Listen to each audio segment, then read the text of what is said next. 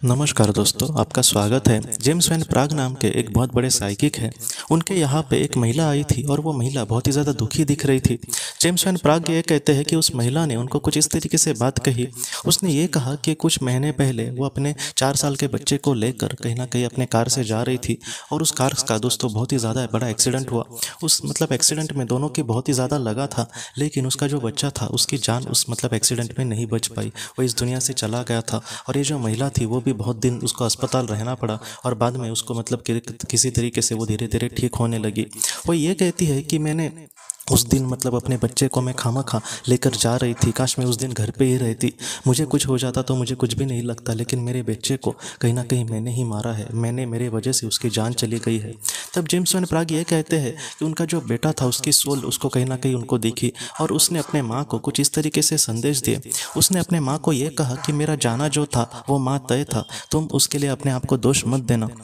उस समय अगर आप मुझे कार से नहीं लेकर जाते तो किसी और तरीके से मेरी जान जानी तय थी, इसलिए तुम अपने आप को दोष मत देना।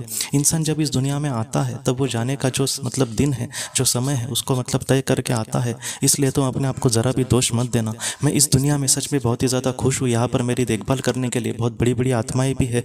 बस आप मेरे लिए चिंता करती है, इसलिए मुझे ज़्यादा आपकी फिक्र होती है। आप प्लीज़ मेरे लिए चिंता मत करना। मैं इस दुनिया में सच में बहुत ही सुखी हूँ, बहुत ही समाधानी हूँ। तो इस तरीके से उसने अपने माँ को संदेश दिया और उसने आखिर यही कहा दोस्तों कि एक दिन हमारी ज़रूर मुलाकात होगी माँ, बस आप अपने आप को जीवन में संभाल कर आगे बढ़ना। और कहीं ना कि उसकी माँ को भी इन सारे संदेश से बहुत ही ज़्यादा खुशी मिली। अब वो अपने आप को ज़रा भी दोष नहीं देती दोस्तों। जेम्स वैन प्राग भी हम सबसे यही कहते हैं कि अपने जीवन में हम कुछ ऐसा कुछ करते हैं जिसका हमें बहुत बड़ा पछतावा होता है। बहुत बार हम अपने करीबी लोगों को समझो अच्छे से डॉक्टर के पास नहीं दिखा सके और अचानक उनके साथ कुछ हो गया, तो हमको यही लगता है कि मैंने उनको कहीं ना कहीं उनके साथ बुरा किया है या फिर मैंने उनको कहीं ना कहीं मारा है। इस तरीके से हमें नहीं सोचना। अगर हमें दिल में सच्चाई हो, जितना हो सके हमने उतने प्रयास किए हैं ना, इसलिए आप अपने आप को दोष अभी मत देना। वो जहाँ पर भी होंगे बहुत ही अच्छे से होंगे और वो वहाँ पर से आपको यही कहेंगे कि वो कहीं ना कि आप उनके लिए ज़रा भी दुखी मत होना। उनका जो आशीर्वाद है, उनका जो प्यार है, वो हमेशा आपके साथ है दोस्तों। तो दोस्तों, हम अपने अगले वीडियो में मिलते हैं। आप अपने परिवार का ख्याल रखना। आपका बहुत बहुत धन्यवाद।